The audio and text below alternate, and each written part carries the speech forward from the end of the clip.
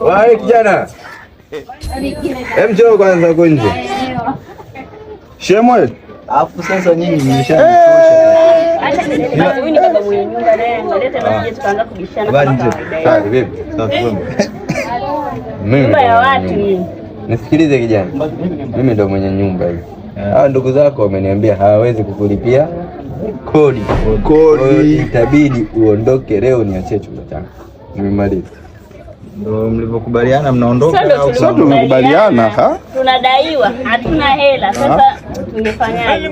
Mbona ule mlikuwa mnanipanyia bei gani?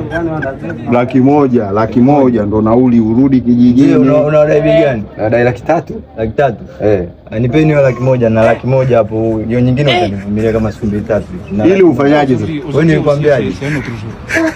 Hivi ni kweli uondoke? Nipo mzee. Mpaka ifanyaje? Mpaka inyeshe. Mpaka mvua inanyesha nipo hapo. Nitaondoka mwezi wa 12. Mpaka inyeshe. Wewe mwambie akupe laki utakuja kufuata baadaye. Kilamu. Aondoki mdogo wako.